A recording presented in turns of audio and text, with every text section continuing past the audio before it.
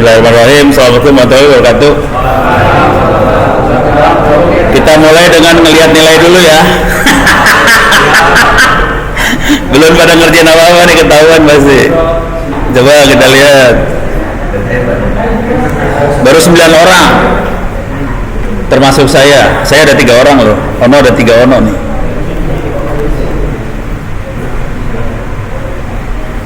Yang paling bagus nilainya adalah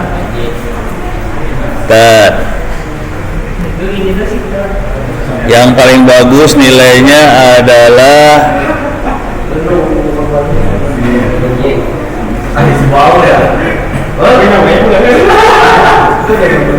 semuanya masih nilainya 4, 16. Soalnya belum. Jadi nih, ngasih tahu dulu ya. Nilai paling besar di UAS 40%. Jadi kalau mau dapat nilai 4 tuh, dapat nilai 40, ngerjain UAS doang nilainya 40. UAS sama UTS 40 sama 30 tuh. Oke, jadi 70 tuh UAS sama UTS tuh lulus sudah. Kalau dua-duanya 100. Yang lainnya kuis itu buat tambahin doang sebetulnya. Kuis itu 30 tambahan. Itu ya. Jadi kalau sampai nggak ngerjain UAS, kemungkinan besar nggak lulus.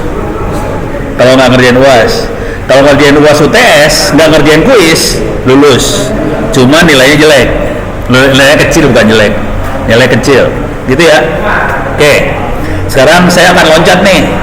Saya nggak akan ngikutin modul. Oke, kita lihat modul ya. Iyalah. Kita lihat modulnya.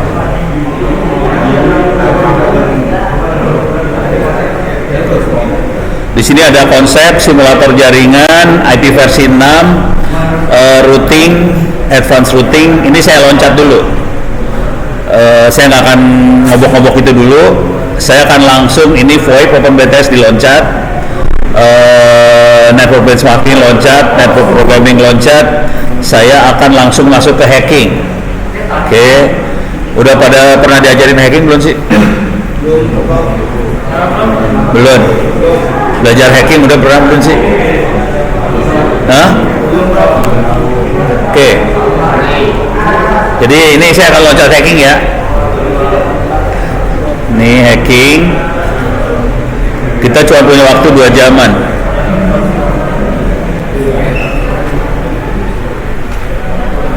Sesudah hacking baru cyber security-nya. Oke, kita masuk ke hacking nih, loncat. Jadi materi bakal loncat sekarang.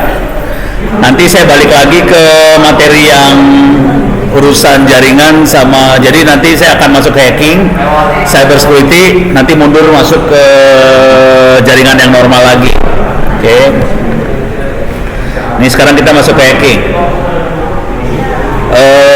Kalau mau belajar, kalau mau enak belajar, sarannya gini. Ini mudah-mudahan chemistry bisa dijalanin. Ini chemistry udah jalanin. Emang bisa kedengeran? Suara saya kedengeran? Mendingan lu pada maju. Milih antara panas sama dengar suara. Jendela dibuka. Jendela dibuka biar nggak panas. Bisa dibuka nggak sih jendelanya? Oh, diganjel. Oh, mendingan tuh jendela dibuka, mendingan tuh. Sini nih buka. Harus diganjel pakai.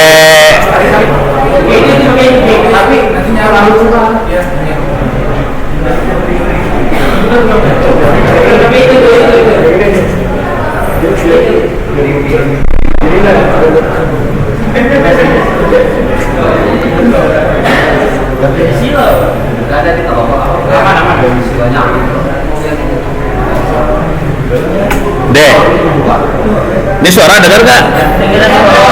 Cewek dengar? Aman. Udah, kita loncat materi ya. Masuk ke hacking. Buat belajar hacking, sarannya gini. Jadi materinya saya loncat dulu, yang bagian depan yang jaringannya saya loncat dulu. Salah satu yang penting di jaringan tuh IP versi 6 sama OpenBTS, bikin seluler sendiri. Kecepatan kita 800 Mbps bikin sendiri. Saya akan masuk ke hacking langsung. Untuk belajar hacking butuh 2 software. Yang satu Metasploitable. Oke. Ini bisa diambil free, gratis, bisa di-download. Cuma lumayan gede, sekitar file ini sekitar 800 mega. Oke. Cuman ini server yang bisa dipakai buat latihan nyerang, gitu ya. Jadi kalau belajar hacking jangan nyerang beneran, bahaya. Jadi dipakai buat latihan, kita harus ada server yang buat diserangnya. Terus yang kedua, software buat nyerangnya. Biasanya kita pakai Kali Linux. Oke. Ini Kali Linux yang biasa kita pakai. Mana downloadnya? Get. Ini yang biasa kita pakai buat nyerangnya. Jadi ada Kali Linux, ada servernya. Yang jadi masalah, dua-duanya bukan Windows, dua-duanya Linux. Jadi kalau Anda masih pakai Windows, bermasalah biasanya. Soalnya biasanya nggak stabil, dijalanin di Windows tuh nggak stabil. Kalau mau enak jalannya di Linux. Oke. Nah, gajinya kalau udah jago, nggak usah jago-jago banget. Kalau bisa lulus kuliah saya dapat nilai 90, tolong ngomong. Terus ada di BCA, vice presidennya BCA udah ngomong ke saya, mereka minta anak magang di BCA untuk cyber security. Oke. Cuman saya baru bisa ngasih rekomendasi kalau bisa lulus kuliah saya nilainya 90. Kalau magang di sana dia mintanya magangnya pengennya setahun. Magang dibayar ya, bukan magang gratis nih. Magang BCA di Jakarta dibayar, magangnya setahun. Kalau bagus diambil jadi pegawai, kalau jelek minta maaf, di depak, dibuang. Konsekuensinya harus bagus beneran. Jadi belajarnya belajar beneran nih, buat kerja nih. Jadi kerja sebelum jadi sarjana. Nanti kalau berhasil, kalau magang kerja beneran, pindah status dari mahasiswa reguler ke mahasiswa karyawan kepaksa. Soalnya nggak mungkin reguler lagi. Kepaksa karyawan, soalnya jam paginya harus di BCA sebelah sana di Jakarta. Dan mereka nyari orang. Hari ini orang-orang yang masuk ke BCA kebanyakan dari BINUS. Karena nggak ada kampus lain di Indonesia yang punya jurusan cyber security. Jadi mereka ngambilnya BINUS. Cuman mereka udah ngomong ke saya, dia nyari orang. Jadi kalau sini bisa 90, ntar saya rekomendasiin buat magang di sana. Cuman serius ini. Jadi kalau bisa belajarnya beneran. Karena kalau jelek, depak, dibuang. Gitu ya. Oke. Filosofinya gini, untuk bisa ngerti cyber security harus ngerti teknik nyerangnya dulu. Makanya saya langsung loncat ke teknik nyerang.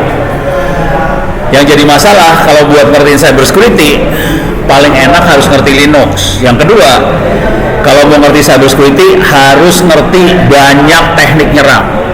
Jadi bukan satu teknik nyerang. Kalau kita mau nyerang, cukup menguasain satu teknik serangan, kita bisa nyerang. Tapi kalau cyber security, kita harus ngerti banyak teknik serangan, baru kita bisa ngamanin sistem. Soalnya orang nyerang pasti macam-macam teknik yang dipakai. Jadi mau nggak mau harus ngerti banyak teknik serangan, gitu ya. Nah, harus banyak latihan. Untuk itu harus banyak latihan. Untuk latihannya, nih, jadi software yang dipakai ini 2 dulu ya. Ini software 2. Nah, cuman ini materinya bisa saya upload ke YouTube, tapi nggak bisa saya buka publik. Soalnya kalau dibuka publik pasti saya ditegur sama YouTube dan akan di-delete sama YouTube. Jadi ini bisa diupload, tapi nggak publik. Saya bisa posting di mailing list di kampus, jadi bisa pada akses. Cuman saya nggak bisa di search, jadi videonya nggak bisa dicari itu. Beres ya. Nah, buat latihan yang lain,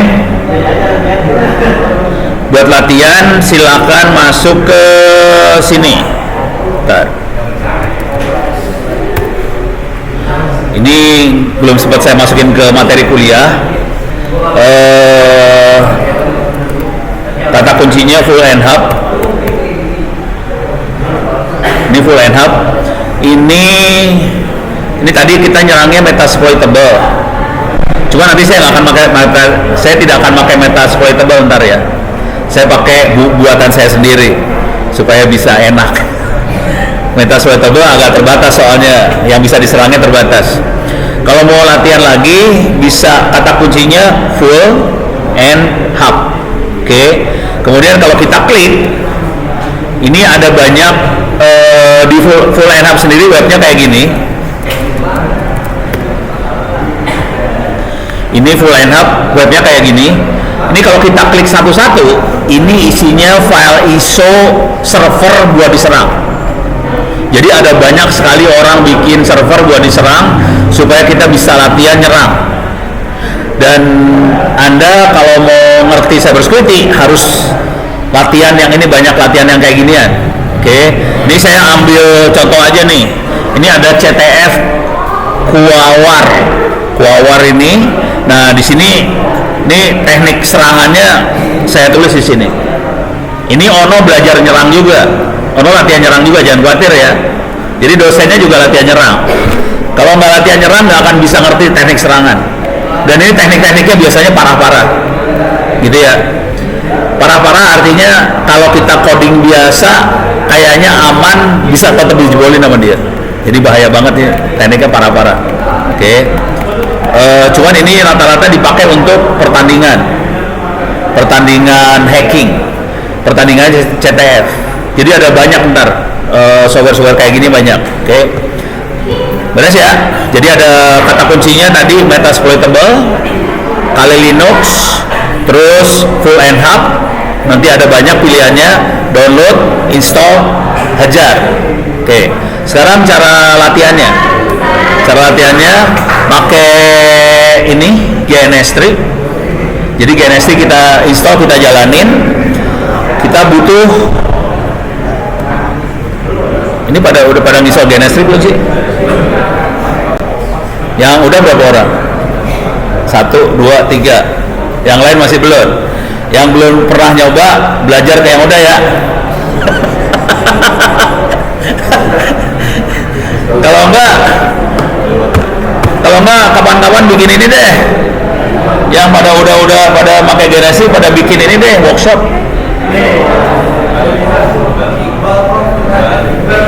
Ya udah, pokoknya bikin workshop.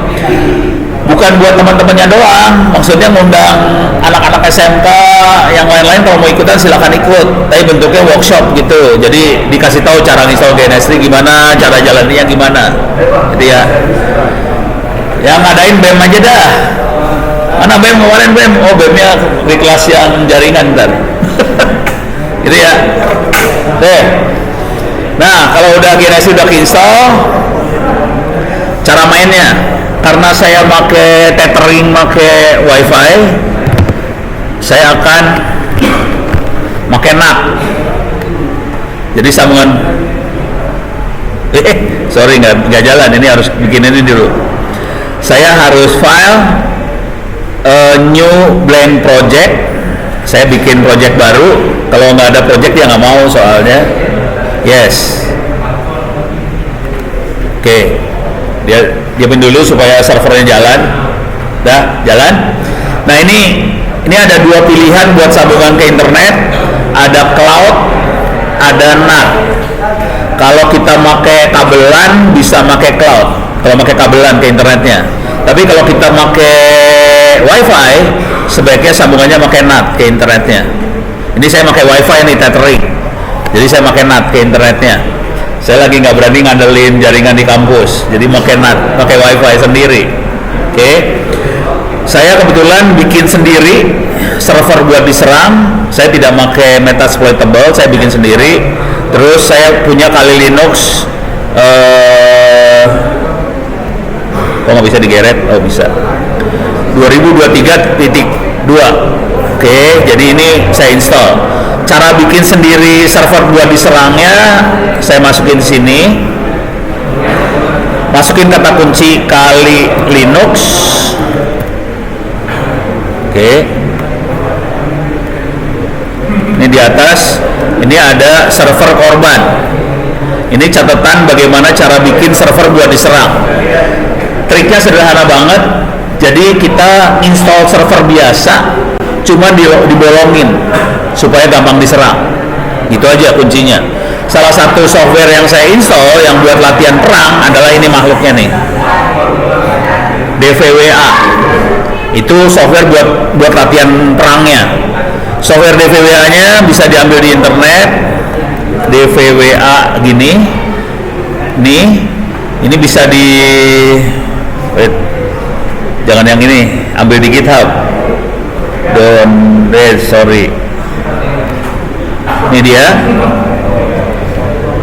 Ini DVWA-nya bisa diambil di GitHub. DVWA adalah software dijalanin di server supaya server yang diinstal DVWA bisa kita serang. Beres ya? Jadi kalau ini kejadian beneran, waktu itu saya ngajarin pasukan khusus di Mabes. Jadi pasukan khususnya saya ajarin, yang saya lupa ngasih tahu ke mereka bahwa waktu kita nyerang, kita harus nyerang server yang udah dikasih lubang. Jadi servernya memang bolong supaya bisa diserang beneran. Nah, si pasukan khusus ini lupa saya kasih tahu bahwa server yang saya serang ini server yang udah berlubang. Udah gitu 1 bulan udah saya training, dia balik ke satuannya, komandannya langsung nyuruh tolong. Nah, itu band tuh bikin workshop itu. Ini band juga bikin workshop GNS3 kali Linux. Oh, insya Allah, Bang. Jadi ya. Rencana ke depannya. Kenapa samanya jauh?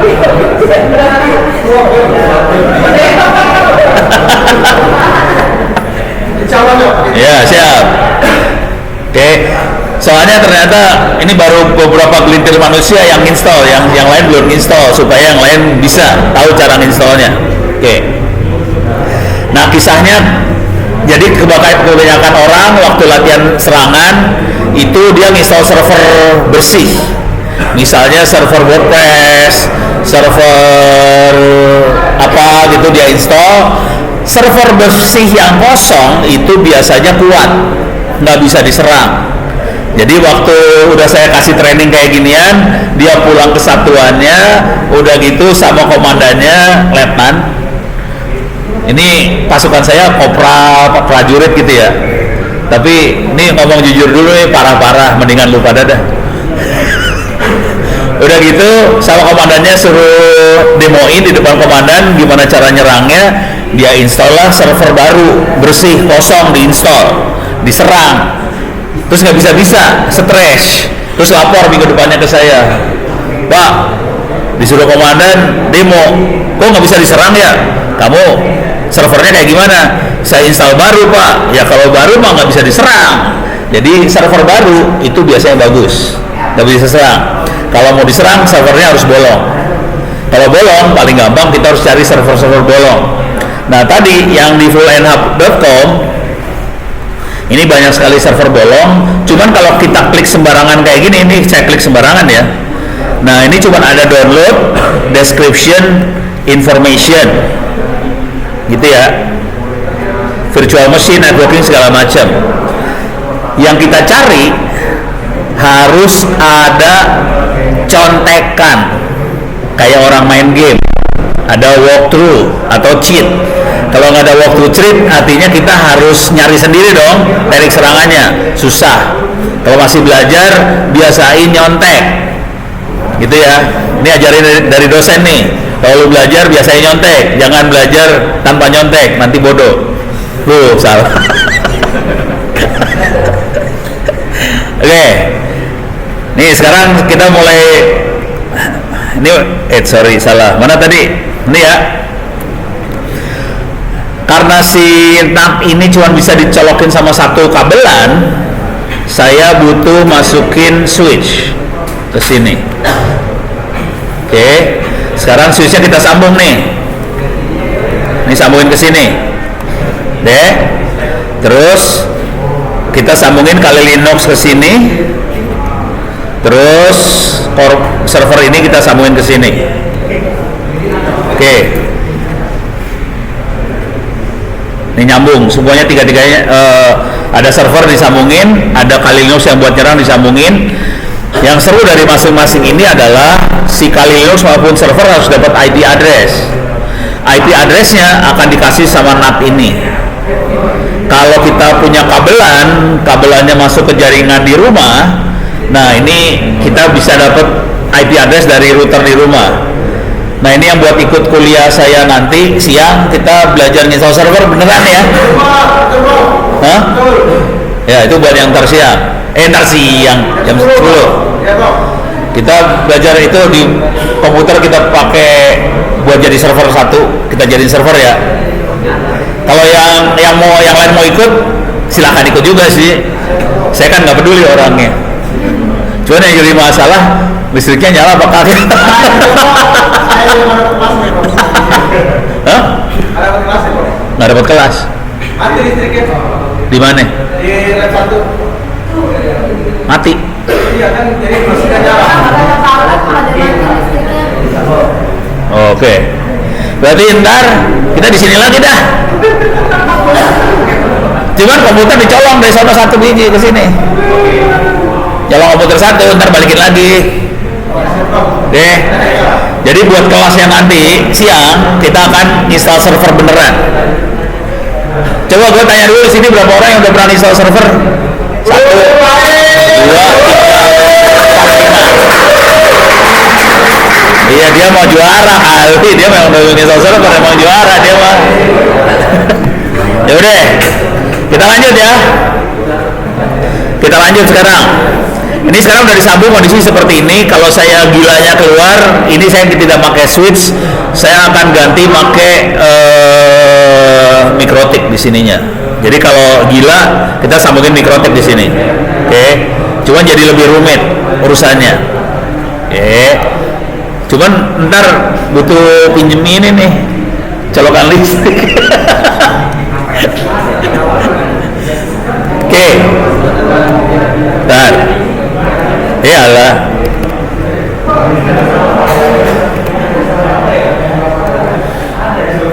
Sekarang kita nyalain ya.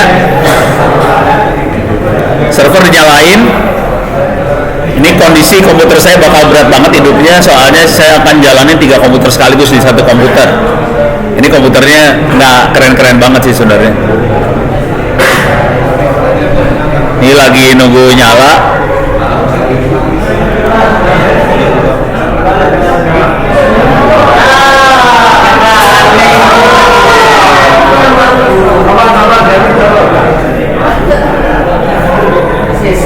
Ngadep ke gue semua loh.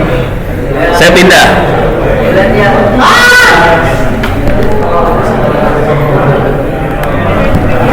Masih hidup. Saya masih hidup. Enggak. Yang ngumpul dengan laptop. Datar.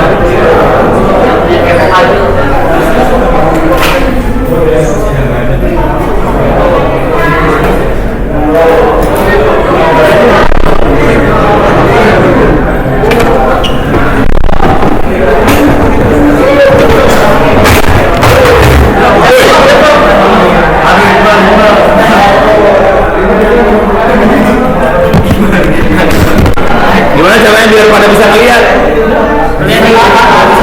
Lu gak bisa lihat tuh, yang dekat sini bisa. Bisa. Ngaco pada. Yaudah, saya mau nerangin. Saya bakal nerangin. Coba kalau mau ngeliat dekat sini.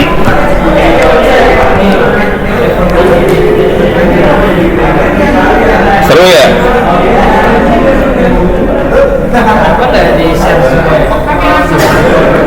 Paling enak pakai Zoom sih sebenarnya. Iya. Ya udah, cuman saya nggak punya Zoom. Ada yang bisa bukain Zoom nggak?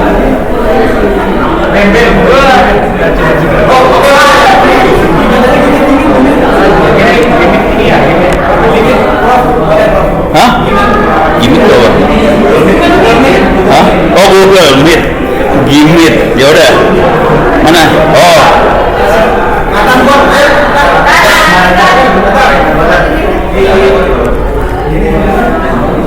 Google Meeting.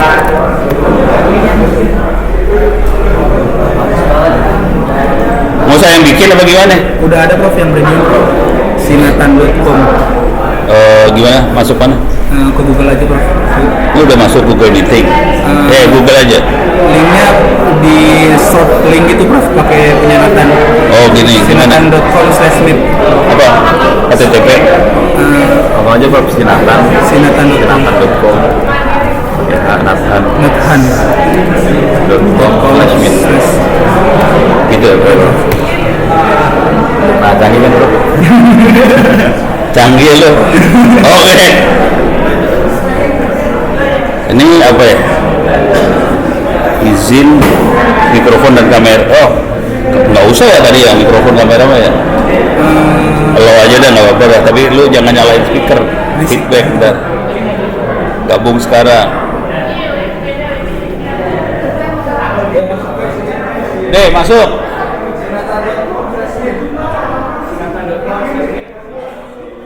Ntar gua share screen dulu. Ini gimana cara share screen, lupa ya. Ini bukan. Iya, Ini iya itu. terus Seluruh layar. entire screen. Iya. Terus sini. Apa tuh? Share. Itu, share. Share. Udah. Nih. Kok minta lagi? Atau apa? Tahu. Udah klik. Oh, coba klik.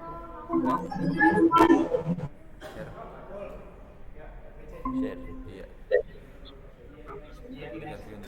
Hah? Apa? Speaker saya matiin ya.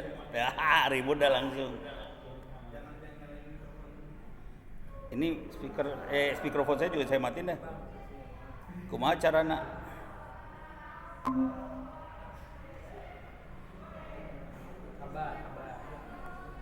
Mikrofon saya udah mati ya? Deh.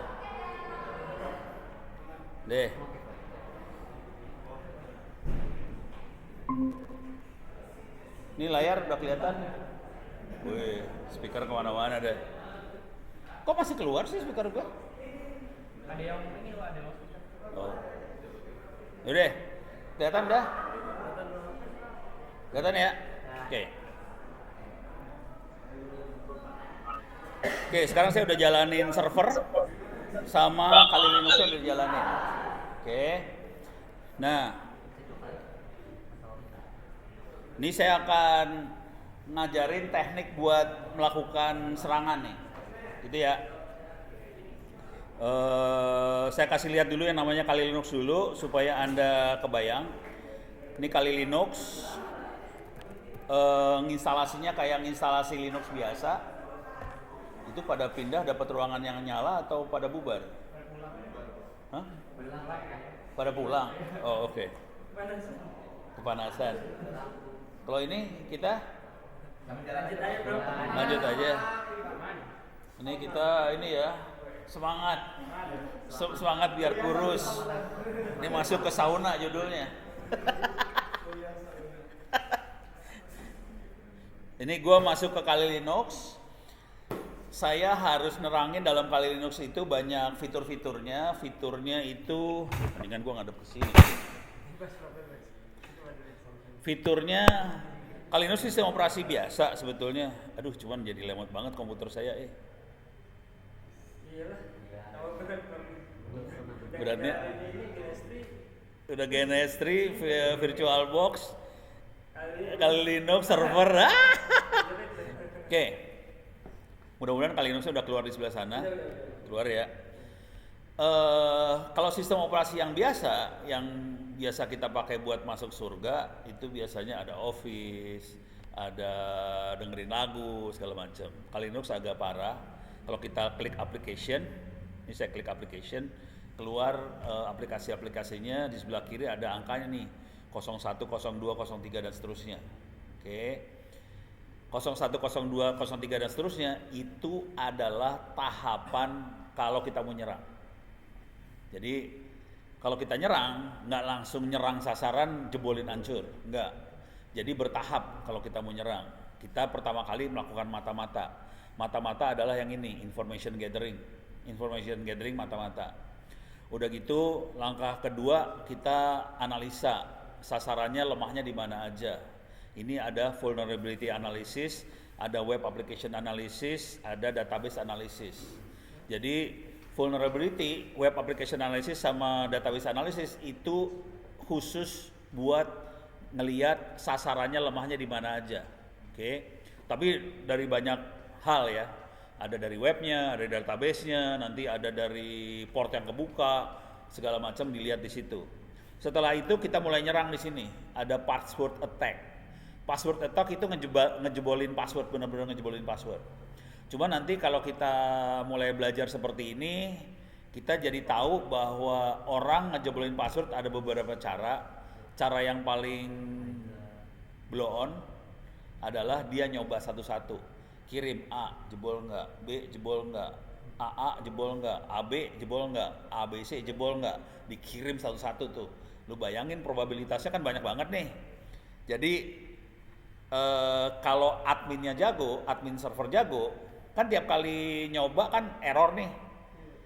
Kita bisa, kalau adminnya jago dia akan ngeset servernya kalau ada 3 kali error, putusin sambungan gitu. Jadi antara si admin cybersecurity sama yang nyerang, kita harus punya jam terbang nih. Orang nyerangnya kayak gimana? Kalau orang nyerangnya kayak gini, gua taktiknya seperti ini supaya serangannya bisa kita putusin. Gitu ya. Nah, saya nanti harus nyerangin juga bagaimana caranya ngeset server buat mutusin sambungan tadi. Terus misalnya, kalau sebagai admin juga kita bisa maksa untuk orang ngerubah password. Tolong password Anda dirubah. Tapi perhatiin kalau kita ngerubah password kan kadang-kadang server suka bilang nih, ini password kamu yang kemarin, nggak bisa dipakai lagi. Ini password kemarin, password yang 2 hari yang lalu nggak bisa dipakai lagi. Ini ada caranya supaya bisa ngecek kayak gituan juga. Jadi harus ngerti antara teknik serangan, udah gitu kita kembangin teknik pertahanannya, gitu ya. Jadi dua-dua itu gabung tuh, serangan sama bertahan tuh jadi satu. Ini beres ya, attack password. Nah yang ini nggak bisa saya demoin nih, attack wireless saya nggak bisa demoin, soalnya dia si Kali Linux-nya harus langsung jalan di komputer saya. Nggak, ini kan Kali Linux jalannya di VirtualBox. Karena dia jalan di VirtualBox, dia nggak bisa nempel ke Wi-Fi-nya. Dia bisa nempelnya ke Ethernetan yang ada di GNS3. Itu bukan Wi-Fi. Jadi dia nggak bisa nempel ke Wi-Fi, konsekuensinya saya nggak bisa melakukan serangan Wi-Fi. Wirelessnya nggak bisa saya serang. Cuman saya bisa ngasih lihat aplikasinya aja. Nanti kalau mau uji coba, uji nyali, Kali Linux-nya harus jalan. Kalau paling gampang sih jalannya di flash disk USB. Udah pernah nginstall sistem operasi di flash disk belum? Sampai flash disknya jalan sebagai OS ya, sebagai hard disk. Jadi nanti si flash disk harus diinstal Kali Linux, dia bisa jalan kayak hard disk biasa. Nah itu bahaya juga nih. Kalau flash disknya kita bisa nanti jam 10 saya akan ngajarin install server, tapi install servernya saya nggak akan ngancurin hard disk yang servernya, hard disk komputer itu nggak dihancurin, saya akan installnya ke hard disk yang pakai ini apa sih namanya USB, supaya hard disk servernya nggak dihancurin. Kalau enggak ada yang ngamuk. Tapi sebenarnya bisa dihancurin juga sih, biarin aja ngamuk. Deh. Nah, kalau udah sampai kita bisa install di Kali Linux di flash disk, bahayanya ada lagi nih, dan ini pernah saya praktekin. Ngejebolin passwordnya Windows waktu itu. Jadi kejadiannya si anak saya kan banyak, udah gitu kakaknya, abangnya tuh suka nggak ngasih akses komputernya ke adeknya. Soalnya adeknya suka main game, terus abangnya dikasih password nih. Adeknya lapor ke bapaknya dong. Bapaknya kan hacker sedikit hacker.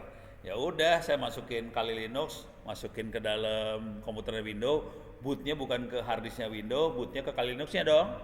Udah gitu Kali Linuxnya ngejebolin harddisknya Windows, jebol langsung nih passwordnya udah pakai. Itu kan. Jadi begitu dah bahayanya. Makanya kalau kita jadi admin di BCA atau di mana itu, kita harus bisa ngeset semua komputer nggak bisa dicolokin sama flash disk. Soalnya bahayanya kayak gitu. Emang bisa dikerjain. Kalau yang lebih geblek lagi, kemarin teman-teman sih yang rada ngaco. Dia bikin flash disknya dicolokin ke Arduino. Jadi Arduino-nya colokin flash disk kan. Arduino kan bisa nyolok ke flash disk nih. Tapi Arduino udah kita program. Udah gitu Arduino-nya dicolokin ke Arduino flash system, bukan flash disk. USB yang ada colokan Arduino yang dicolokin ke USB itu, colokin ke komputernya Windows, udah gitu jalan nih programnya. Langsung itu mouse di sini bisa jalan-jalan, bisa ngeklik apa gitu. Kacau banget dah. Jadi seru. Itu beres ya. Ini urusan attack. Reverse engineering itu urusannya adalah kalau kita dapat exe, kita mau ngerubah exe itu jadi source code. Itu reverse engineering. Jadi kita dapat exe orang, kita rubah jadi source code, kita dapetin dalamnya kayak gimana, terus kita bisa oprek-oprek. Yang paling berbahaya dari semuanya adalah ini, exploitation tool. Itu yang paling berbahaya. Yang paling suka saya pakai adalah yang Metasploit framework. Itu yang paling enak dipakainya. Jadi Metasploit framework itu kira-kira apa ya? Dia kayak wadah. Terus dia udah nyiapin ratusan teknik serangan. Jadi tinggal bilang aja use, exploit file sharing. File sharing bisa dijebolin. Use apa, hancurin apa. Jadi tinggal use, pakai jebol. Dan salah satu yang paling berbahaya dari Metasploit framework ini adalah dia punya turunan aplikasi di dalamnya namanya MSF, Metasploit framework MSF, Venom. Venom bahasa Indonesianya apa? Racun. Jadi MSF Venom ini kalau kita jalanin dia bisa ngeracunin APK punyanya Android. Jadi kita download aja APK-nya Android apa aja kita download, APK-nya download, dikasih racun, udah gitu APK-nya kita sebarin. Ini APK kalau diinstal di handphone akan berkomunikasi sama laptopnya kita langsung. Kalau udah komunikasi dengan kondisi layar handphonenya kayak gini, mati, hitam, standby, orang nyangka dia nggak komunikasi kan, karena hitam kan. Tapi kalau APK-nya jalan, APK komunikasi ke Kali Linux bisa kasih perintah ke APK-nya pakai perintah misalnya WLAN geolocate, dia akan ngasih tahu lokasi saya ada di mana. Terus pakai SMS dump, dia bisa ngasih tahu SMS yang pernah saya kirim kemana aja. Bisa stream kamera segala macam, kita bisa dapetin layar. Ini kan kamera ada 2 depan belakang. Kita bisa tempelin kamera depan atau kamera belakang. Semua video dari kamera itu bisa kita ambil. Udah gitu suaranya bisa kita ambil sekalian. Jadi walaupun ini kondisi handphone hitam, taruh di atas meja, kita bisa dengerin apa yang lagi diobrolin sama orang-orang di sekitar handphone itu. Itu ya. Asik dah pokoknya. Tadi pagi aja saya hampir pas ngeliat, sialan ada yang mau nyerang gue juga tuh, parah banget. Biasa, Pak, saya supir ojol, pokoknya kayak gitulah, JNE gitu. Ini ada barang udah nyampe, tolong di klik supaya bisa di approve. Pas diklik APK, kurang ajar. Jadi orang, ya makanya kayak gini ya, kalau kita udah tukang kayak gituan kan ngerti lah, itu apa yang masuk kan ngerti, setan yang masuk ketahuan. Jadi ini bisa, tapi kalau mau nyobain, kalau mau enak sih pakai handphone yang lama. Kalau handphone baru biasanya proteksinya udah mulai bagus sekarang, yang Android yang baru ya. Jadi yang APK kayak gini udah mulai banyak nggak bisa tembus kalau yang baru. Ini exploitation tool, sniffing, spoofing itu buat nyadap. Spoofing itu buat nipu. Spoofing ini kepake banget kalau kita pakai ini dia. Ini ada makhluknya, MITM proxy. Pertanyaannya, kalau kita pakai HTTP, password apa yang kita kirim kelihatan nggak? Bisa kelihatan nggak kalau pakai HTTP? Bisa ya. Kalau pakai HTTPS kelihatan nggak? Hah? Lebih susah buat dilihat kalau pakai HTTPS soalnya dienkripsi. Supaya ngelihat password yang dienkripsi pakai HTTPS, caranya kita pakai MITM proxy. Passwordnya jebol. Jadi kita ngetik apa, ya jebol kelihatan. Kalau mau lebih parah lagi, kita bisa pakai Brubsheet. Ada di mana ya? Harusnya ada Brubsheet juga. Mungkin ada di favorit nih Brubsheet. Ini ada Brubsheet. Ada di favorit. Nah, kalau kita gabungin makhluk-makhluk ini, kita bisa ngerubah paket yang dikirim. Jadi misalnya gini. Ini jadi aplikasi yang dipakai adalah Brubsheet sama MITM proxy bisa dipakai juga. Nah, Brubsheet itu dipakai MITM proxy bisa ngejebolin password yang HTTPS. Kalau Brubsheet kita bisa ngarahin supaya paket itu yang normalnya harus kemana, kita arahin kemana dulu. Oke. Nah, kejadiannya adalah saya lagi nongkrong sama temen lah, tapi hacker lah biasa. Teman hacker nongkrong di wifi, di hotspot. Udah gitu, ini pada pernah pakai ini nggak sih? Netcat. Ini orang-orang ahli surga semua yang nggak pernah pakai yang ngaco-ngaco. Saya belum pernah pakai Netcat, bener? Belum, aduh ini orang baik. Tapi kira logikanya dulu lah, logikanya kira-kira gini cara berpikirnya. Tapi ini kalau buat ngerti kayak gini harus ngerti jaringan sih sebenarnya. Jadi yang semua yang namanya hacking, attack segala macam harus ngerti jaringan. Kalau kita nggak ngerti jaringan, susah buat ngebayangin tekniknya seperti apa. Oke, di jaringan saya kasih lihat aja dulu di sini. Saya gedein ya, biar iya lemot ya kerasa ya. Oke. Kalau kita lihat if config, ini if config, ini banyak informasi tentang interface yang kita pakai. Oke. Di sini ada IP address, itu nomor IP-nya kita. Di sini ada IP versi 6. Di sini ada MAC address. Oke. Jadi semua komputer tuh ada banyak macam alamat. Ada MAC address itu nomor dari Ethernet yang kita pakai, ada IP address nomor IP nomor komputernya kita, ada versi 4, ada versi 6. Oke. Nah, supaya komputer bisa jalan, dia punya tabel dalamnya dia. Dia bikin tabel dalamnya IP ini MAC-nya berapa. IP ini MAC-nya berapa? Tabelnya bisa dilihat di sini. ARP min N kita bisa lihat tabelnya. IP sekian, MAC-nya sekian. Oke, jadi kita bisa lihat MAC address-nya langsung di komputer itu. Tabel ini bikinnya otomatis. Jadi nanti ada protokol namanya ARP, dia akan nanya, IP sekian, MAC-nya berapa sih? Nanti komputer yang punya IP itu akan jawab. Nah, di situ kelemahannya dia. Dia nanya, ada komputer yang jawab. Kalau dia nanya misalnya, ini kan biasanya kalau kita lihat netstat -nr kita lihat tabel routing nih. Kalau saya mau masuk ke internet, masuknya ke 192.168.431. Itu router saya ke internet. 431 adalah handphonenya Ono ini.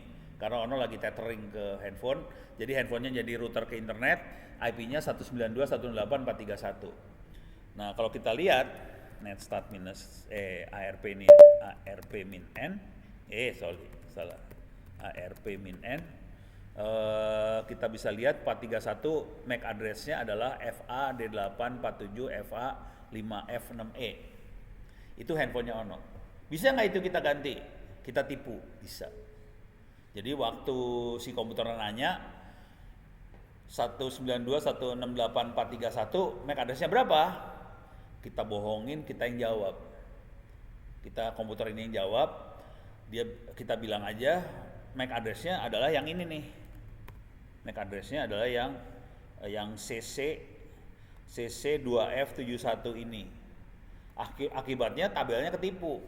Waktu dia mau ke internet, paketnya bukan dikirim ke router, dikirim ke laptopnya Ono. Akibat dari situ, dan kita bisa nipu satu kampus, bisa ditipuin semua. Jangan dikerjain ya.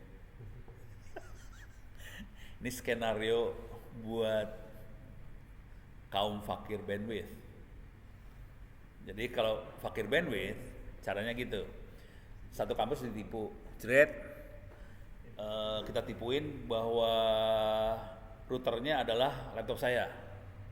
Akibatnya kalau dia mau nyambung ke internet, ngirim paketnya ke sini dong, bukan ke router yang benar dong.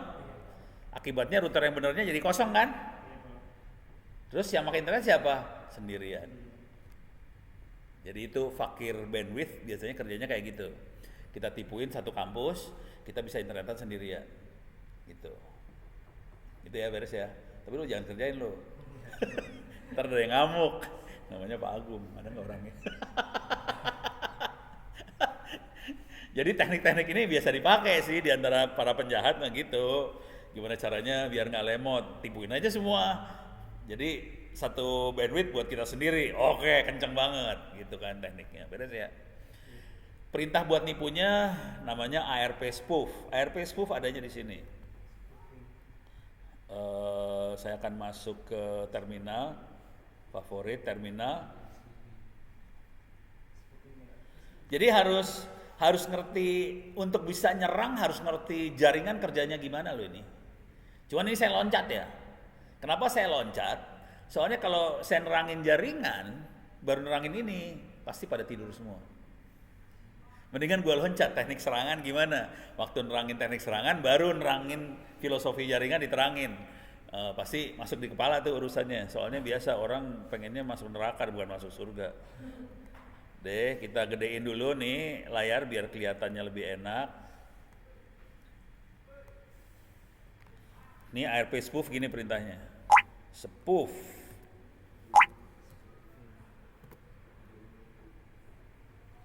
Oh, belum harus install dulu ya? Yes. Kali. Jadi rupanya belum diinstal di sini. Jadi harus diinstal dulu ARP spoof-nya. Tapi kalau udah diinstal, tinggal dipakai aja ARP spoof. Tadi waktu ngecek tabelnya saya pakai perintah ARP. Terus kalau mau nipuin, pakai ARP spoof. Tapi ada formatnya nih. ARP spoof, kita harus kasih tahu IP routernya berapa, terus IP yang mau kita tipu berapa. Jadi yang kita tipu akan ketipu, dia akan nyangka routernya saya sebagai router, gitu ya. Ini saya harusnya nggak usah diinstal juga. Ini kan masih cerita doang ya. Ini sekarang saya udah mulai kebayang ya. Coba lihat lagi yang belum saya terangin. Ya, kalau mau jalani cuma gini doang, ARP spoof -H. Bentar. Sudo ARP spoof. Kalau mau baca tekniknya, kalau nggak baca tekniknya aja dia. Kalau dipraktekin bener harus settingnya harus bener soalnya. Kalau nggak mau dia. Jadi tekniknya ada di wikinya. Ntar wiki saya mana wikinya? Ini salah. Buka lagi lah.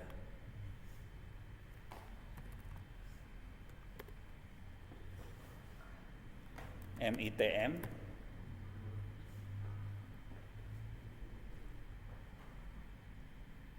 Saya masuk ke MITM. Nanti di bawah sini ada ARP spoof nih. Nih, ARP spoof.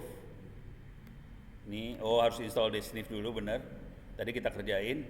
Kemudian saya harus izinkan supaya komputer saya bisa jadi router. Caranya adalah IP versi 4 forwardnya diaktifin. Jadi kita bisa memforward. Forward adalah paket yang masuk bisa kirim lagi ke paket, jadi paket keluar. Itu namanya forward. Paket masuk bisa keluar lagi. Nah, artinya komputer kita jadi router. Itu harus diaktifin dulu. Nah, cara spoof cuma kayak gini aja. Ini spoof. Tapi kita harus tahu IP router berapa. Jadi si router itu gateway. terus target yang mau kita tipu.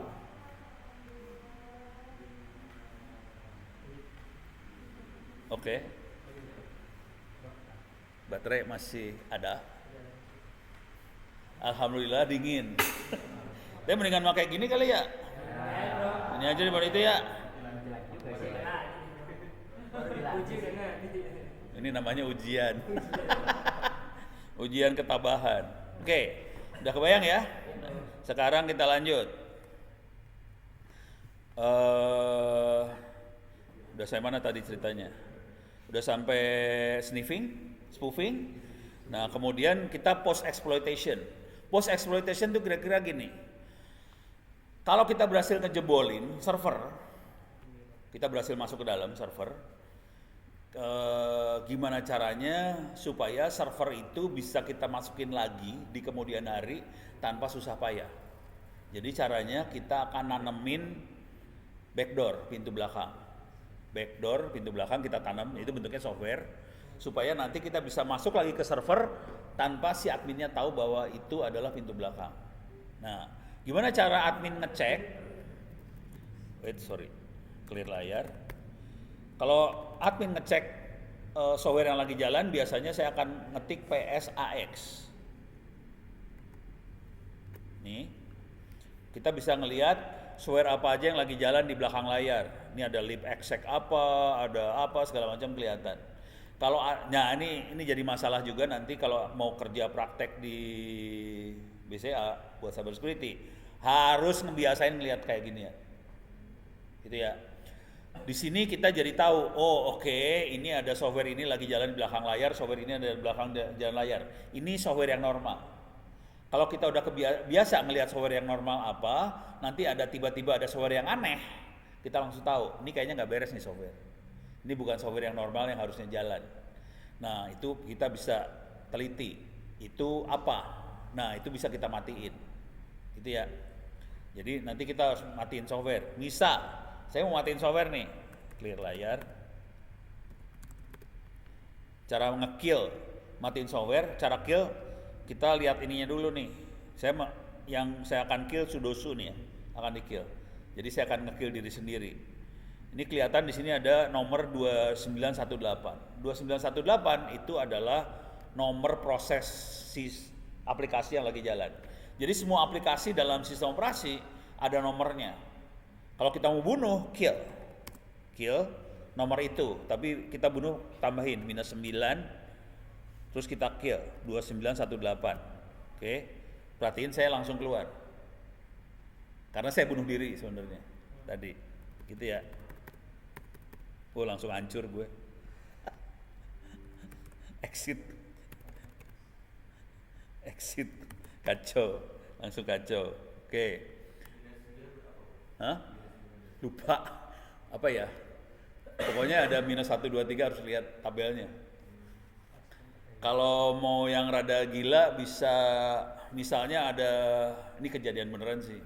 Ini kejadiannya kayak gini nih. Kejadiannya kayak gini nih, gampang ngeliatnya. Tahu slot ini kan, ini kan banyak banget slot nih ya, slot gacor banyak banget ya.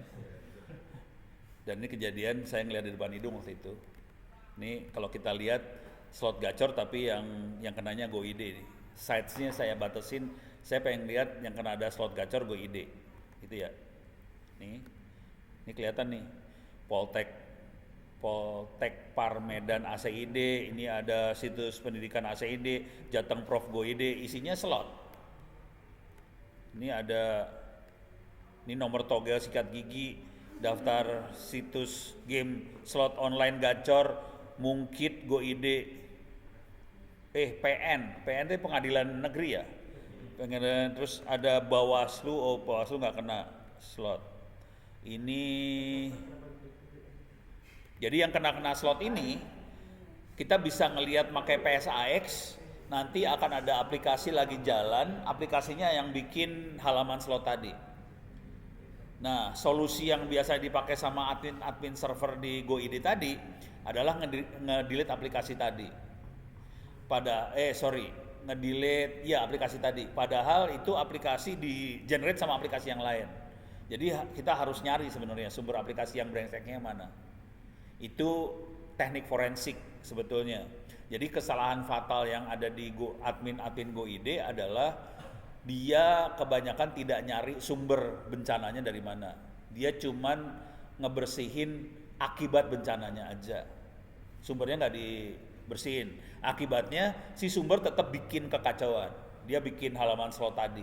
Jadi halaman slot-slot yang ada di GoID IDI tadi itu dibikin sama aplikasi sih sebenarnya. Si aplikasi yang bikin tadi dimasukin sama hackernya dari form waktu upload. Jadi form upload dia masukin sampai aplikasinya jalan. Gitu ya. Nah, kesalahannya ada di programmer yang bikin program, yang programmer PHP webnya itu, programmer PHP-nya si pemerintah tadi, GoID tadi. Jadi si programmernya waktu bikin aplikasi nggak ngasih filter. Jadi harusnya difilter apa aja yang boleh diupload, atau nguploadnya kalau dia aplikasi jangan ke upload. Nah ini filternya nggak dikasih, akibatnya orang bisa masukin yang ngaco-ngaco. Itu ya. Ya kalau udah ngerti kayak gini harus koordinasi nanti sama programmer sama apa. Lu bikin program jangan kayak gitu dong. Nih kita masuk nih gitu. Dan waktu itu saya lihat di depan hidung langsung. Ngelihatnya lebih parah dari itu ya. Hackernya masuk. Jadi selain itunya aplikasinya masuk, hackernya juga masuk. Udah gitu kita kejar-kejaran sama hacker di server. Gitu.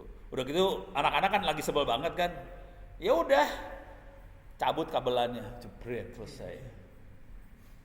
Yang seru adalah ternyata setelah kita telusuri, hackernya orang Indonesia, tapi lokasinya nggak di Indonesia. Hah? Bukan pakai VPN. Di mana? Ada yang bisa nebak nggak?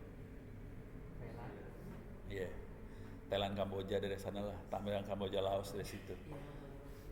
Jadi di perbatasan ya. Mereka tinggalnya di perbatasan, kondisinya dari si programmer yang berhasil melarikan diri, kondisinya mereka kayak kerja paksa karena pasportnya ditahan, dia nggak bisa keluar dari situ. Kondisi paspornya ditahan, kayak ditipu. Akhirnya dia ditahan di sana, terus dia harus ngerjain itu. Kalau nggak ngerjain, ini udah ada senjata nih, urusannya mati dah, urusannya nyawa. Jadi kepaksa dia ngerjain itu, dan dia tugasnya buat ngehajar Indonesia. Lokasinya dari sebelah sana sih, bukan di Indonesia langsung. Jadi nyebelin banget tuh mainan kayak gini, sebel banget ya, kalau udah tahu sih. Deh, beres ya. Sorry, mana tadi? Jangan percaya dulu. Nah, itu sniff, terus post exploitation tadi nyelipin backdoor. Nah, forensik adalah nyari barang bukti kejahatan. Kalau reporting tool biasanya dipakai juga buat auditor. Nah, forensik ini gajinya sekitar 100-200 juta satu proyek. Satu proyek kerjanya sekitar seminggu 2 minggu. Jadi kalau bisa nguasain ilmu sampai forensik, urusannya 100-200 juta. Kerjaan 1 mingguan. Forensik itu tujuannya adalah mencari barang bukti. Kalau ada kejadian, dia nyari barang bukti, dia kumpulin barang bukti, udah gitu diajukin di pengadilan. Oke, itu tugasnya forensik. Saya pernah 3 kali. Nanti di pengadilan jadi saksi ahli sih judulnya. Saya pernah 3 kali jadi kayak gituan, tapi masih sedikit. Cuman kalau ini saksi ahli plat merah, jadi nggak 100 juta dibayarnya, cuma 1 juta. 1,5 juta ya, tetap aja duit ya, alhamdulillah ya. 1 juta kan lumayan buat beli HP juga udah bisa sekarang. Nah, kalau yang profesional biasanya forensik di bank. Kalau bank itu sekitar 100-an satu kasus. Itu ya. Orangnya di Indonesia nggak banyak, ada Ruby, ada Joshua, ada Calvin. Yang jago-jagonya yang saya kenal 3 itu. Oke. Ini beres, sekarang kita mulai serangan. Ini beres ya? Ada sampai sini ada pertanyaan nggak? Aman ya? Oke. Sekarang kita akan coba nyerang. Ini ada server. Username-nya ono, passwordnya pada nggak tahu kan? Kelihatan nggak passwordnya? Nggak kelihatan kan? Walaupun pada tahu pasti password saya. Ya. Dia pura-pura nggak tahu kan, nggak kelihatan. Beres ya? Nah, saya masuk ke server ini bukannya apa-apa, saya pengen tahu IP address-nya berapa. If config dulu nih. IP address-nya adalah 192.168.122.204. Oke. 122 dari mana? Itu ciri khas kalau kita pakai GNS3, pakai NAT. Dia akan ngasih IP 122 itu kalau pakai NAT ya. Kalau kita pakai kampus ini kemarin 10 ya terakhir ya. 10 ya. Sebelumnya 3 tuh. Terakhir 10. Kalau 122 biasanya dipakai NAT. NAT-nya si ini. Kalau kita pakai Mikrotik berapa IP-nya? Kalau beli Mikrotik di luaran, apalah nggak lu pada? Hah? Mikrotik berapa? Halo? 192.168 88 Mikrotik. Kalau kita pakai ini Telkomsel Orbit berapa? Nggak pernah pakai ya? 192.168 kalau Mikrotik 88, kalau Orbit 8. Itu kebiasaan aja ya. Masing-masing punya settingan masing-masing. Kalau kita pakai Linksys biasanya 192.168.1 sekian. Jadi itu ada yang punya kebiasaan-kebiasaan. Kalau saya suka ganti-ganti, saya enak jidat. Deh, kita udah tahu 192.168.122.204. Sekarang kita lihat di Kali Linux-nya.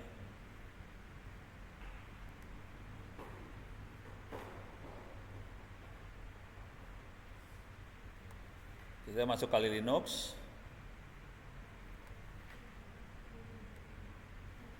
Gedein ya. Oke, gede.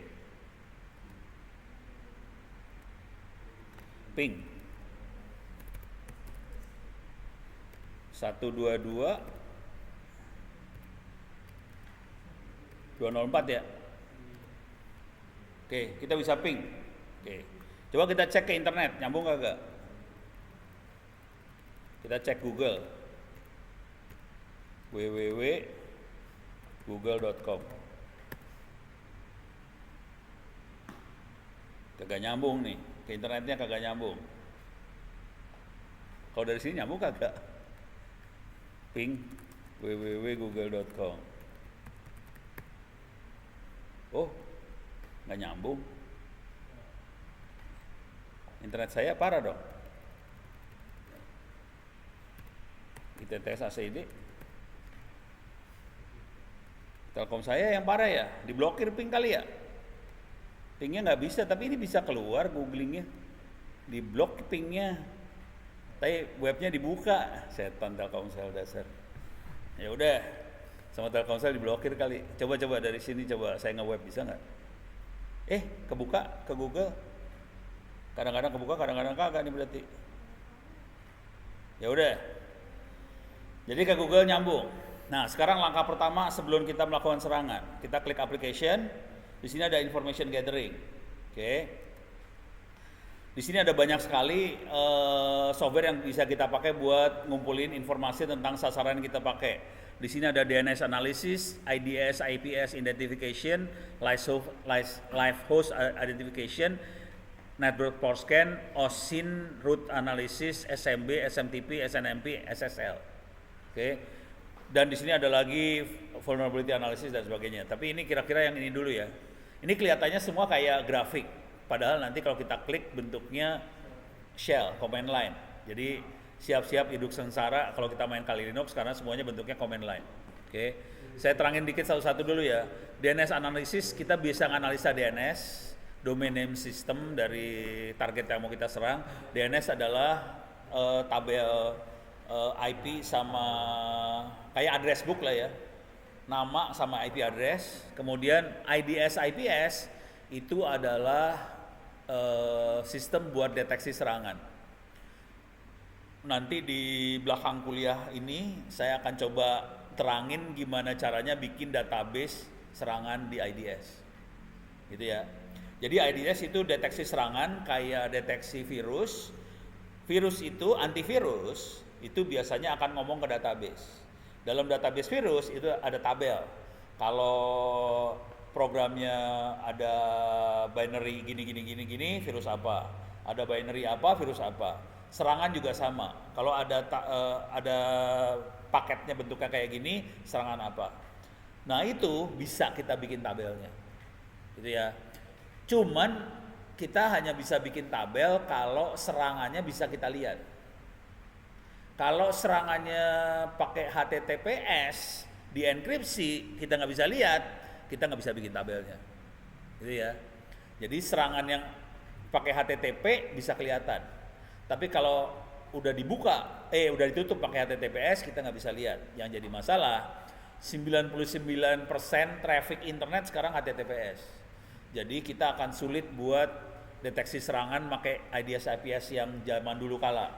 Konsekuensinya sekarang penelitian S2, S3 banyak pakainya artificial intelligence, machine learning buat deteksi serangan. Jadi paketnya semuanya dienkripsi, nggak kelihatan, tapi dari pola paketnya seperti ini kayaknya serangan ini. Jadi itu udah makanya machine learning. Tapi itu semua adalah penelitian S2, S3. Kalau dibawa ke S1 ya bagus. Jadi langsung keren banget. Langsung nanti dicari sama perusahaan-perusahaan, kalau bisa, kalau di sini ada yang bisa, dicari itu pasti orangnya. Gitu ya.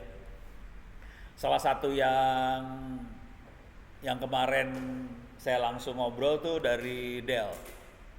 Dell pakai machine learning buat deteksi serangan seperti itu.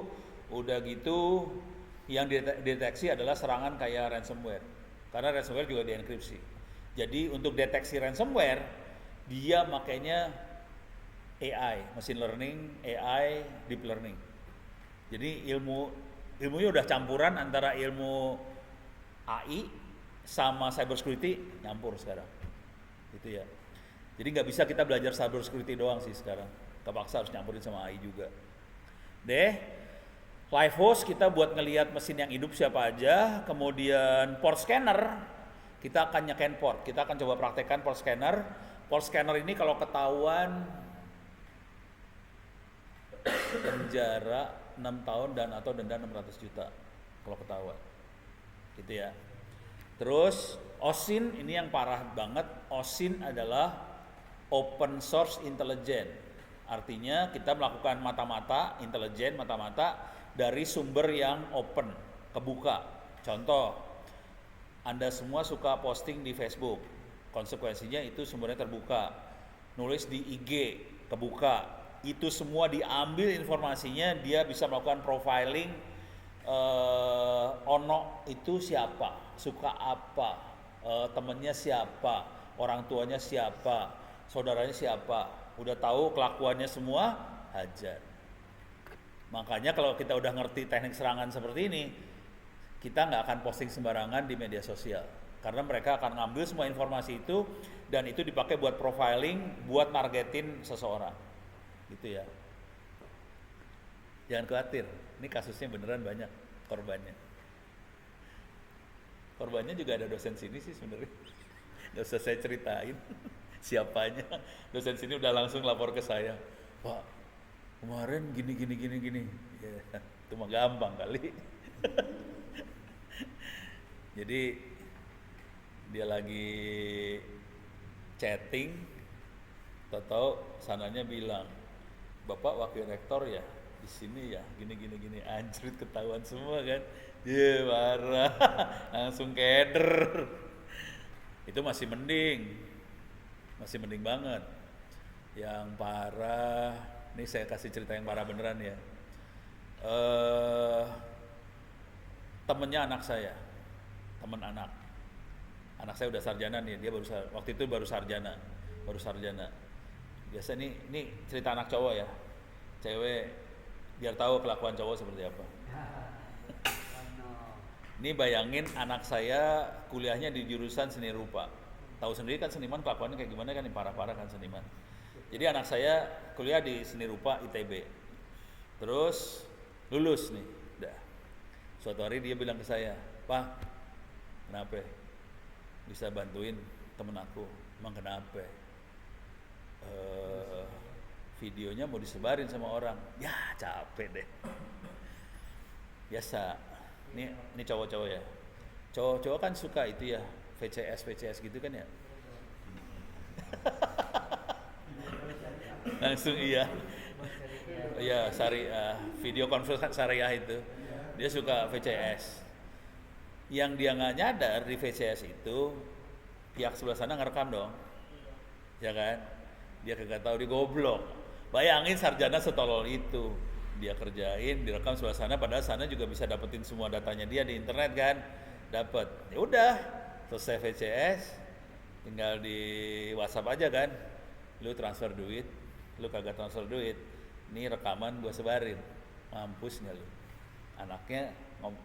Anak saya yang ngomong ke saya kan, temennya bisa dibantuin nggak? Ya capek. Udah kayak gitu udah susah urusannya. Ya udah lu pakai doa aja dah. Nah gitu. Jadi sesederhana itu teknik. Jadi serangan yang kebanyakan terjadi di internet tidak canggih seperti yang akan saya terangin. Serangan yang terjadi di internet sebagian besar adalah ditipu. Karena orang abai, lalai, nggak mau ngerjain PR, nggak mau hati-hati, dihajar di situ. Kalau yang akan saya terangin di sini adalah teknik serangan yang susah. Ini yang ngerjain sedikit, yang jago di sini sedikit. Dan ini adalah tugas dari orang cyber security buat tanganin yang sedikit ini. Sebagian besar serangan adalah ditipu. Itu bukan tugasnya cyber security. Jadi Anda beruntung, bukan tugas lu. Jadi misalnya nanti kerja di BCA misalnya, bukan tugas Anda itu tugasnya bagian humasnya BCA. Jadi orang cyber security nggak ada urusan. Kalau orang ketipu kan emang salahnya cyber security kan bukan. Yang ketipu nasabah, ya udah lu goblok aja mau ditipu gitu. Nah itu udah tugas humas. Dan saya waktu itu sampai roadshow ke beberapa kota sama BCA. Karena nasabahnya banyak ketipu jumlahnya ratusan juta. Nipunya gampang juga, asli gampang. Jadi ini ceritanya gampang banget sih, asli gampang banget nih, goblok banget nih. Jadi ini nasabah BCA kan banyak yang perusahaan. Perusahaan dia distributor apa gitu ya. Terus dia beli ke pabrik di Cina gitu ya. Kalau orderan perusahaan kan bukan, kalau kita kan toko online, beli selendang dong, atau beli apa gitu yang harganya 50.000 atau 20.000, ongkir 10.000 gitu ya. Kalau mereka kan belinya kan kagak 1-2 biji, belinya 1 kontainer, harganya berapa ratus juta gitu kan ya. Nah itu dia belinya kayak gitu tuh. Beli barang ini 1 kontainer, deh order 1 kontainer. Sana pabriknya akan bilang, oke, barang 1 kontainer kita kirim pakai ini udah dikirim pakai kargo, silakan transfer duitnya ke sini. Dia transaksinya kagak pakai web, dia transaksinya pakai email. Ya udah, hackernya pura-pura jadi ini aja kan. Mungkin minggu depan saya demoin yang ini, soalnya waktunya udah jam 9 ini. Itu saya demoin minggu depan ya. Jadi mereka ngorder, udah gitu hackernya pura-pura jadi, karena si hackernya bisa monitoring email tadi, bisa nyadap email, dia pura-pura monitoring emailnya tadi, pura-pura jadi pabrik, terus dia bilang barang lu udah dikirim, tolong transfer duitnya ke nomor akun ini, padahal itu nomor akunnya punyanya hacker. Ya udah, dan itu dia ngirim emailnya ke orang keuangan, finance. Orang finance-nya kan tolol ya, percaya aja diomongin kayak gitu, ya udah duit ditransfer. Jadi waktu saya roadshow sama BCA itu, kalau saya kan tipe orang nggak ngomong kamu nggak boleh ini, kamu capek kalau ngomong kayak gitu mah orang nggak akan dengerin nih. Saya langsung demoin nih caranya kita nipu gini ya, caranya saya demoin langsung. Jadi saya demoin ntar minggu depan ya yang itu ya. Pas saya demoin langsung, selesai demo, itu langsung orang pada ngerubung, acara selesai gitu ya. Demo selesai, acara selesai, pada ngerubung, Pak, persis kayak gitu yang tadi yang kejadian sama saya. Dan itu ruginya 200 juta, 300 juta gitu. Orang sekali transfer 200 juta. Dan itu duitnya harus dibayar sama orang keuangan. Yang bersalah orang keuangan soalnya, bukan perusahaan nggak mau tahu. Kan lu yang salah. Lu talangin tuh duit perusahaan yang hilang 200 juta, nangis lu urusannya. Asli nangis. Oke. Sekarang saya akan ngasih lihat ini ya. Wih, pantes.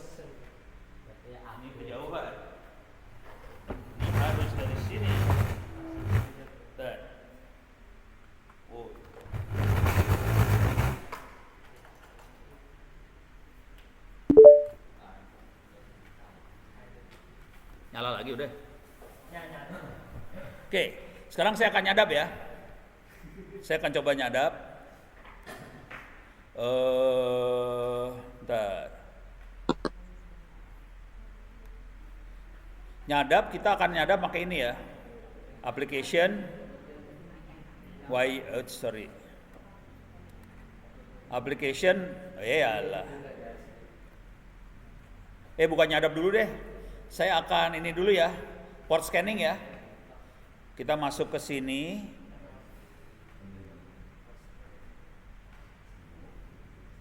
Information gathering. Di sini ada port scanner. Di sini ada Nmap. Oke. Kalau kita klik Nmap, langsung keluar Nmap-nya. Oke, kita gedein biar enak lihatnya. Plus.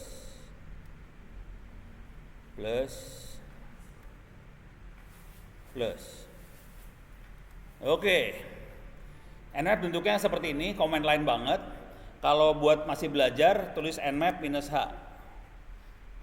Kita bisa ngelihat perintah help-nya. Oke. Salah pencet. Nmap -H. Oke. Kalau cara lain adalah Nmap -help. Itu sama. Cara lain adalah man Nmap. Oke. Nah, ini bentuknya buku. Kalau mau ngelihat perintahnya man Nmap bentuknya buku.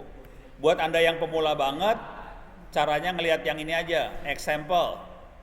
Contoh. Dari example kita bisa ngelihat perintahnya seperti apa. Sekarang saya akan ganti ya. Ini kan web yang di scan adalah scanme.nmap.org. Oke. Saya akan kerjain yang ini ya, nmap -v-a ini. Klik kanan copy. Saya jadi super user dulu, sudoku. Passwordnya kali. Sip, Pak. Oh, share screen-nya hilang.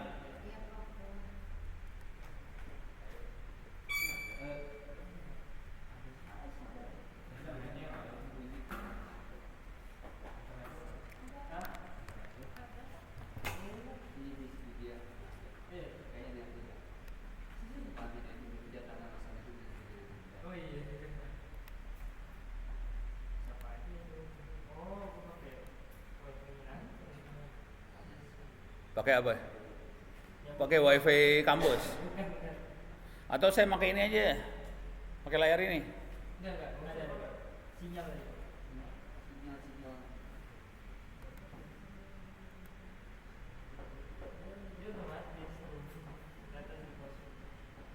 Udah kelihatan lagi belum? Hah? Udah. Ini udah kelihatan kali Linux-nya? Udah kelihatan kali Linux ya? Oke. Sekarang Nmap. Saya akan -v-a. Oke. -v itu keluarin semua informasi yang dia dapat. -a adalah kerjain macam-macam ke makhluk itu. Oke. Jangan pernah ngerjain seperti ini. Nmap -v-a misalnya presiden ri.go.id. Ini kalau di enter, misalnya saya enter, ini kalau ketahuan urusannya 6 tahun penjara atau denda 600 juta kalau ketahuan. Ya, padahal si Ono udah ketahuan, udah sering ketahuan, tapi udah pas ngeliat, ya Ono lagi capek deh. Dan ini ada di undang-undang. Ini ada di undang transaksi elektronik ya. Ini ada di undang-undang. Kalau sampai ketahuan urusannya penjara atau denda 600 juta. Beres ya? Jadi jangan dikerjain dah. Dah. Sekarang saya akan ngerjain ke clear.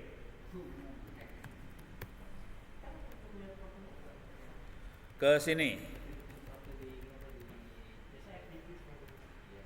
192, 168, 122. Berapa tadi? Servernya masih ingat nggak? 204.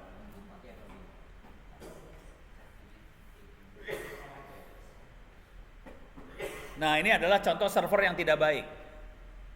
Bisa ngeliat nggak kenapa dia tidak baik? Portnya banyak banget. Jadi buat anda-anda yang masih belajar, kalau portnya banyak, berarti ada banyak sekali aplikasi server yang running jalan di server itu. Nah ini cara menyelamatkan server supaya susah diserang adalah gini, satu server satu aplikasi.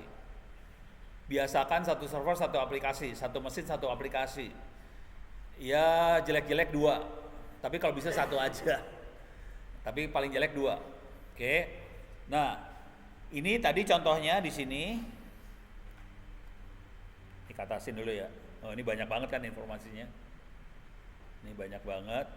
Nah, di sini kelihatan dia pakai port 993, port 25, port 21, port 22, port 23, 3306, 143, 110, 80, 53, 995. Itu kebanyakan. Saya coba pengen nanya. Port web berapa di sini? 80. Email SMTP portnya berapa ya? Mampus lu. Hah? 993. Itu yang secure. Yang tidak secure 25. 25 nih ya. Ini SMTP buat kirim email. Buat baca email 143 sama 110. Database MySQL 3306. Jadi ini udah mulai ngebiasain kayak gitu. Dapat dari mana ilmu seperti ini? Port ini buat apa, port ini buat apa? Jadi harus sering-sering melakukan Nmap. Udah gitu baca ini. Salah. Application, saya buka terminal lagi supaya enak ngelihatnya. Saya pakai terminal lain lagi. Nah, ilmu ini jarang di Windows, jarang ya. Ilmu kayak gini banyaknya di Linux. CD etc. Saya more file namanya services. Oke. Jadi file saya gedein biar nggak keganggu sama yang lain. Ini kelihatan TCP MUX 1, Echo 7, Discard 9, Daytime 13. FTP 21, FTP data 20. Di sini ada HTTP 80, POP3 110, terus NTP 123. NTP buat apa? Ada yang tahu nggak NTP buat apa? Nggak tahu. NTP nggak tahu buat apa? Nggak tahu. Itu jam di komputer kita sama internet sama nggak? Yang buat nyingkronin jam tadi itu protokolnya namanya NTP. NTP adalah Network Time Protocol. Portnya 123. Kalau port 123 kita blokir sama firewall, jam kita nggak ada yang sinkron dan gitu. Jadi harus ngerti pelan-pelan ya. Tapi ini buat ngerti bener butuh waktu bertahun-tahun. Saya karena kerjanya tiap hari kayak orang kurang kerjaan, ini buat apa sih baca, ini buat apa baca, akhirnya ngerti. Cuman saya ngasih tahu dulu ya, saya belajar ini semua sendiri, nggak ada gurunya. Lu pada enak, ada gurunya namanya Ono ngajarin. Lah si Ono belajar sama tembok. Beres ya? Oke. Ini sekarang udah mulai beres, kita balik lagi ke sini. Oke. Di sini kalau kita turunin ke bawah pelan-pelan, waktu kita kasih minus V, minus A, dia lihat ada port 21, kemudian dia evaluasi port 21-nya. Dia langsung tahu software yang dipakai namanya VSFTPD. Kemudian yang penting lagi yang agak ngaco ini dia. Ini ngaco banget nih. Ini berbahaya.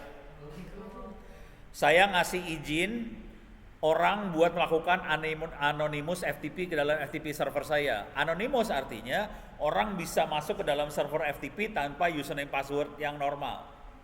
Jadi tanpa username password saya bisa masuk FTP terus saya bisa ngupload macam-macam. Kemudian saya juga masang buat SSH, buat nge-remote mesin. Pakai port 22 dia. Di sini software yang dipakai kelihatan OpenSSH 7.6. Jadi ini semuanya bisa kelihatan di sini. Nah, yang agak ngaco banget lagi adalah ini nih. Bentar, ini dia. Ini yang ngaco lagi ya. Ini ada telnet. Telnet adalah tadi SSH. SSH kita bisa masuk ke dalam mesin tapi dienkripsi. Kalau telnet kita masuk ke mesin tanpa enkripsi. Konsekuensinya passwordnya bisa dibaca. Beres ya? Nah, ini ada SMTP buat kirim email ada di situ, terus ada nanti buat baca email segala macam. Sekarang kita lihat ada telnetnya. Oh, tapi saya masuk ke bawah dulu, ke paling bawah biar kelihatan. Di paling bawah, nah ini yang seru di bagian bawah. Ini kita bisa lihat sistem operasi saya adalah Linux. Kemudian saya bisa lihat juga jaraknya cuma satu di router yang sama. Kemudian TCP sequence prediction difficulty-nya 252. TCP sequence itu kira-kira sequence itu nomor urut ya. Sequence itu urutan. TCP adalah gini cara berpikirnya. Kalau kita ngirim file gede satu komputer ke komputer lain. Misalnya kita transfer file, kita transfer video. Pertanyaannya, apakah satu file dikirim langsung atau dipotong kecil-kecil, potongannya yang dikirim? Potongannya dikirim ya. Konsekuensi potongan yang dikirim, tiap potongan harus ada nomornya. Potongan nomor 1, 2, 3 dan seterusnya. Nomor potongan yang bernomor tadi namanya sequence, urut. Sequence urut. Nah, tapi kalau urutannya ngurut, abis 1, 2, abis 2, 3, abis 3, 4, saya sebagai hacker bisa nebak. Abis 4, 5, abis 5, 6, bahaya. Jadi, si programmer TCP, dia tahu bahwa hackernya brengsek, dia bikin urutannya nggak ngurut.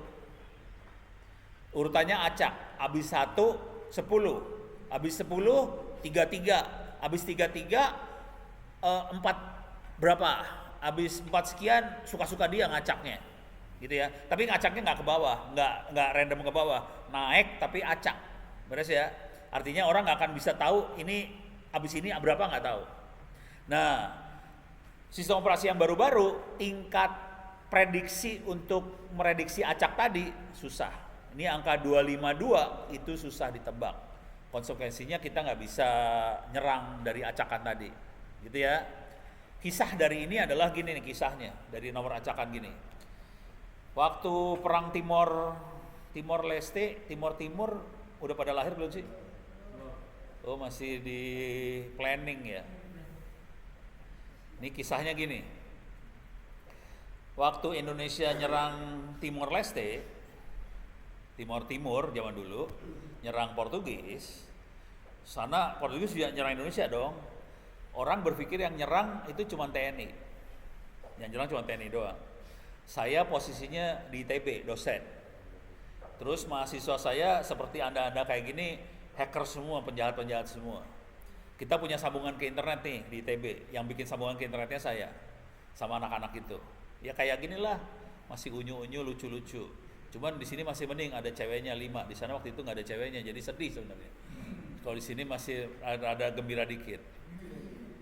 Nah itu TNI nyerang ke Timor. Kita coba mau nanya dulu. Indonesia belakangnya apa? .id. Ada domain yang ngasih tahu .id itu apa ya? Itu kita bisa cek di sini nih. dikns.id. Kita bisa ngecek. Oh, sorry.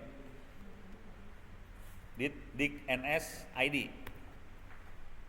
Jadi dia bisa ngecek. ID jangan pakai inilah, pakai ini aja ngeceknya. Oh, susah. Clear layar, dikns.id. Oke. Lemot banget. Ya ilaha illallah. Ini parah internetnya gue. Nah, kalau Portugis apa? Portugis apa? Tahu nggak belakangnya apa? Portugis? Hah? Nggak tahu. Kalau nggak salah dulu PT. Portugis PT kalau nggak salah ya. Jadi setiap domain itu ada server yang pegang address DNS-nya, address book-nya. Nama ITTS ACID, servernya apa, ada informasinya. Nah, Portugis belakangnya .pt.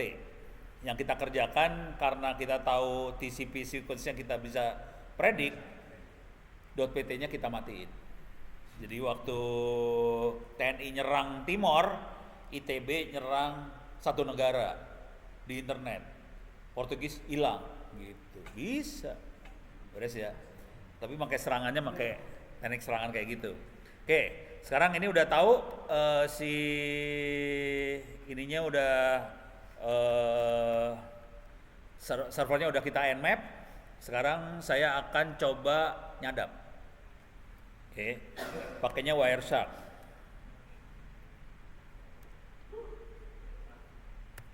Wireshark bisa juga dijalanin di Windows. Kalau masih belum Sirotol Mustaqim, masih pakai Windows, silahkan pakai Windows. Bisa di-download Wiresharknya, bisa jalan di Windows. Kalau sudah insap, bisa pakai Kali Linux, pakai ini bisa jalan Wireshark juga. Oke, ini Wiresharknya udah mulai dijalanin. Oke, saya akan nyadap ETH0. Ini saya akan capture start.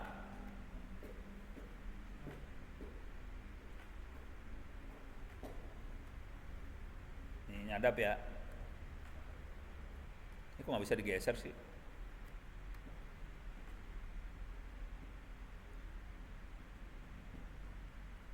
Oke, bisa digeser nih. Sip. Oke. Sekarang saya akan masuk ke Wireshark. Oke, clear layar. Ping 192, 168, 122, 204. Oke, ini saya ping. Kita lihat di Wireshark. Ini kelihatan ada ping nih. Request echo, request reply ya. Oke, saya capture-nya saya stop dulu bentar, stop. Oke, saya naikin ke atas. Naikin ke atas. Ini yang saya ceritain tadi, bahwa di komputer ada tabel ARP, karena dia nanya seperti ini nih. Oke, dia nanya. Pertanyaannya kayak gini. Who has 192, 168, 122, 204? Tel 192, 168, 122, 240. Oke. Bentuknya protokolnya seperti ini sebenarnya. Kalau paket benernya seperti ini bentuknya. MAC address 800027 EF segala macam, IP-nya 192, 168, 122, 240. Terus MAC address 00000 122 204. Jadi kalau 0000 dia tuh nanya. Gitu ya. Nah, kemudian di sini ada yang reply. Mana yang reply-nya? Nah, ini reply nih. Ini reply. Dia reply, dia ngasih tahu 204, 240 MAC address-nya sekian. Gitu caranya mainnya. Nah, itu bisa kita tipu. Kalau kita bisa bikin paket ini, kita bisa bikin program dan programnya akan bikin paket seperti ini, komputer yang sasarannya bisa kita tipu. Jadi teknik nipunya adalah seperti ini. Jadi mereka pakai namanya ARP buat nanya kalau IP ini MAC address-nya berapa. Pertanyaannya, protokol ARP ada berapa lapis protokol yang dipakai? Di paket ARP lapisannya ada berapa? Kelihatan? Lapisannya ada berapa? Kelihatan nggak? Halo? 3. Beres ya? Nih, ping. Lapisannya ada berapa? 4. Ini ping request ya. Ping reply 4 juga. Beres ya? Oke. Sekarang kita akan melakukan telnet nih. Bentar. Ininya saya jalanin lagi. Capture. Ini buat yang belum pernah, masih baik-baik, belum pernah nyadap, belum pernah ngaco. Buat pemula banget, yang dibutuhin cuma 2 menu. Capture start sama analyze. Jadi capture sama analyze aja yang dipakai. Saya akan capture start lagi. Continue without saving. Ya, dia nyadap. Sekarang saya akan telnet nih. Clear layar. Telnet. 192.168.122.204. Oke. Connect. Username ono. Password. Nggak kelihatan kan? Aman kan? Aman. Masuk ya. Nggak ada yang bisa lihat password. Tapi kan saya udah tadi di awal udah kasih tahu, telnet adalah komunikasi yang tidak dienkripsi. Konsekuensinya tidak dienkripsi, passwordnya bisa kelihatan sebenarnya. Sekarang saya mau jadi super user. Saya clear dulu layar misalnya. Saya akan tulis sudo su. Passwordnya saya masukin lagi. Apa? Passwordnya 123456 masuk. Oke, perhatiin, saya dari dolar jadi pagar. Kebetulan dalam server ini ada email. Saya masuk ke var spool mail. ls more ono. Nih, saya bisa lihat email dalam situ. Terus ya, akibatnya apa? Bayangin kalau kita bikin email di Gmail. Adminnya Gmail bisa baca email kita nggak? Bisa. Itu ya. Saya punya email di Indonet, indo.net.id. Adminnya bisa baca email saya nggak? Bisa. Jadi jangan khawatir. Di server-server itu semua, admin bisa baca emailnya kita. Jadi nasib lu sengsara. Sebetulnya. Jadi sebetulnya kalau kita pakai email juga emailnya harus dienkripsi. Oke. Pertanyaannya, kalau pakai WhatsApp, admin WhatsApp bisa baca tulisannya kita kagak? Kalau yang direct nggak bisa. Direct nggak bisa. Yang grup bisa. Itu yang jadi masalah. Jadi kalau di grup kita kelihatan. Kalau langsung direct satu orang nggak kelihatan. Jadi kalau mau aman di WhatsApp nggak usah posting di grup. Atau nggak usah pakai WhatsApp sekalian. Ini udah beres ya? Kelihatan? Sekarang kita coba lihat hasil sadapannya. Nih, saya stop dulu. Capture, stop. Oke, sekarang kita naik ke atas. Saya cari nih. Ini kelihatan ada telnet data. Telnet ada berapa lapis yang dipakai? 5. Kita lihat di bagian telnetnya ada kata-kata O. Kagak tahu apa itu. Lihat yang ini, kata-katanya masih O juga. Yang ini N, ini N, ini N, ini N, ini O. Tapi nggak ada arti apa-apa kan? Walaupun kita tahu itu ono sebenarnya. Nah, buat dapetin semua komunikasi, caranya gini nih. Analyze, analisa, follow, TCP stream. Jadi ceritanya kira-kira gini. Di dalam internet ada banyak komunikasi. Komputer ini ngomong sama sana, ini ngomong sama sana. Banyak komputer saling komunikasi di internet, di jaringan, di LAN. Semua komunikasi. Kalau ketangkap satu paket, ini kan saya nangkap satu paket nih. Saya tangkap satu paket. Satu paket saya tangkap. Saya ikutin, ini satu paket saya tangkap, saya analisa, follow TCP stream. Stream itu aliran, bahasa Inggrisnya aliran ya, kayak aliran sungai. Ikutin aliran itu aja, jangan ikutin aliran yang lain, hanya itu aja yang kita follow. Oke, kita klik di situ, langsung kelihatan passwordnya berapa ya? 123456 kelihatan ya, gitu. Teknik yang sama dipakai sama hacker Cina tadi buat monitoring emailnya orang. Akibatnya kita bisa, Cina tadi bisa ngirim email yang nipu buat transfer duit. Gitu. Sampai sini ada pertanyaan? Halo? Pertanyaan aman? Ya. Tadi yang membuat list port-port itu perintahnya apa, Prof? Apa? Yang list port-port. Oh, buat lihat daftar port. Ya, Daftar port adanya di folder etc. Ini ya. Bentuknya file bukan perintah.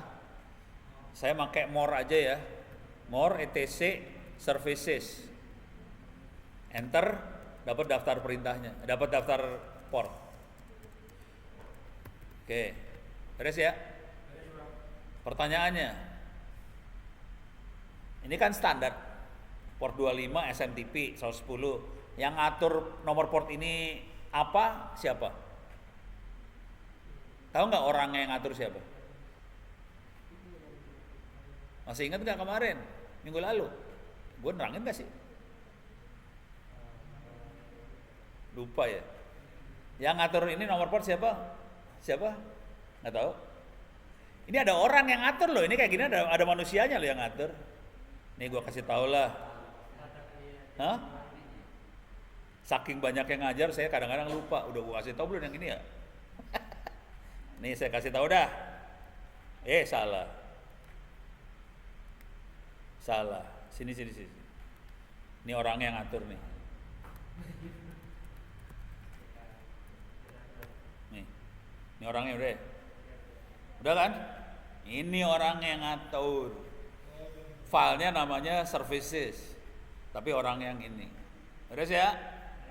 Oke, ada lagi pertanyaan? Nggak ada, aman? Oke, terima kasih. Mudah-mudahan bisa bermanfaat. Kita teruskan minggu depan. Semoga tidak panas. Billahi taufiq wal hidayah. Assalamualaikum warahmatullahi wabarakatuh.